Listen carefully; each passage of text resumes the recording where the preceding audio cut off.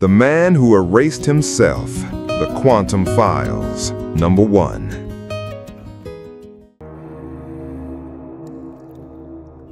The rain wasn't just falling, it was performing a percussive autopsy on the city.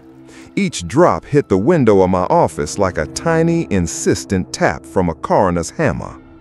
Inside, the only light came from a desk lamp that knew its place, illuminating the rings left by my coffee cup. The coffee itself was unstable tonight, its surface shimmering with a faint quantum ripple, a side effect of living in a district zone for experimental coherence. It was either that or I needed to switch to decaf. The desk comm chimed, a sound as welcome as a subpoena. I let it ring twice before patching it through. The face that appeared was all sharp angles and sharper panic. Marcus Thorne, head of security at Euler Corp. His tie was expensive, and so was the fear in his eyes. "Detective," he said, his voice tight enough to snap. "We have a situation, a disappearance." I took a slow sip of the shimmering coffee. It tasted like static and regret. People disappear all the time, Thorne. Sometimes they just need a change of scenery. Sometimes the scenery changes them. "Not like this," he insisted, leaning so close to his camera I could see the sweat on his brow. "Julian Croft, our chief data archivist, he's gone. But his office, Kaido, you need to see this.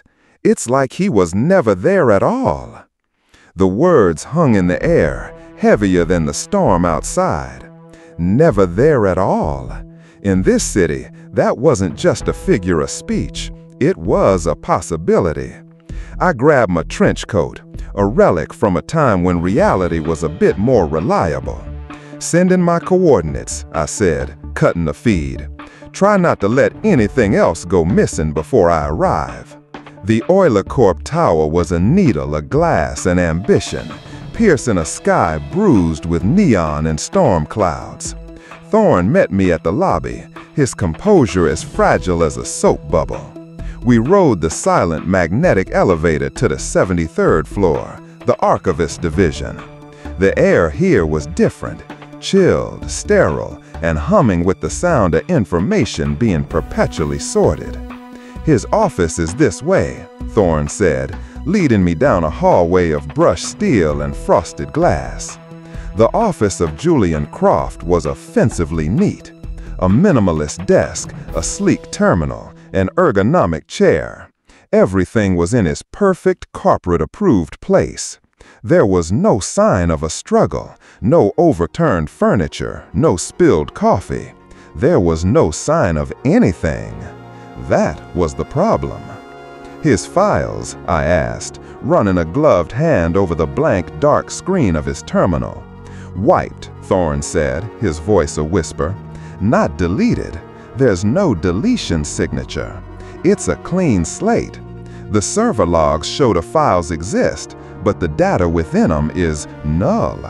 An informational vacuum." He pointed to a shelf of binders.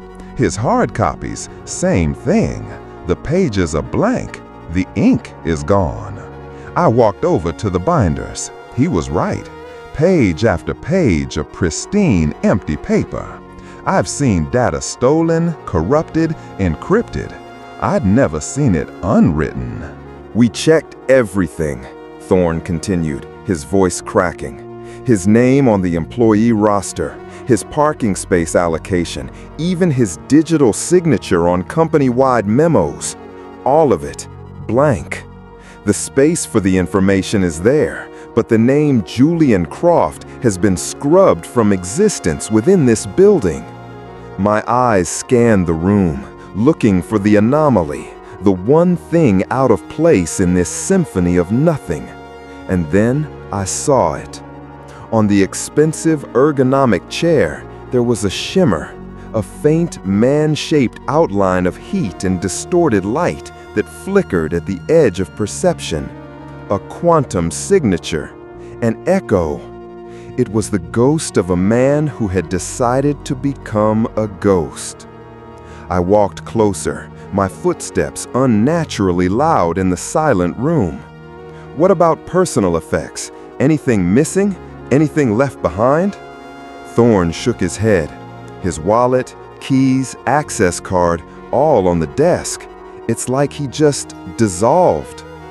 My gaze drifted from the shimmering echo on the chair to the floor beneath it. There, half hidden by the chair's base, was a small object. It didn't belong. In this world of clean lines and sterile technology, it was an intruder from another time. I knelt down. It was an antique silver locket, tarnished with age, its surface intricately carved with floral patterns. I picked it up with a gloved finger. It felt cold. Not just cool to the touch, but a deep, profound cold that seemed to absorb the warmth from my hand. "What is that?" Thorne asked, squinting. "An anchor," I murmured, more to myself than to him. Or maybe the only thing he couldn't let go of. Back at the precinct, with the storm still raging outside, the silver locket sat on my desk, a silent accusation. I'd sent Thorne away with a list of useless tasks, just to get some space to think. The official report would be a dead end. No evidence of foul play, no evidence of a crime, no evidence of a victim. How do you file a missing person report for a man who, according to every verifiable piece of data, no longer exists? I needed context. I pulled up the employee file of a junior archivist, Anya Sharma. Her psych profile suggested a high degree of empathy and observational skill. She had worked directly under Croft. Her face on the video call was young, pale, and framed by dark hair. She looked like a fawn caught in the headlights of an oncoming reality collapse. "Detective," she said, her voice barely audible. "They told me about Mr. Croft. Is it true?" "That depends on your definition of true, Miss Sharma," I said, keeping my tone level. "Tell me about him. What was he working on?" She hesitated, glancing over her shoulder as if the corporate policy enforcers might be listening. "He was brilliant, the best, but he was obsessed. He used to talk about informational entropy, the idea that all data, all meaning, eventually decays into noise." "A philosopher in archivist's clothing," I noted. "Go on." "His personal project.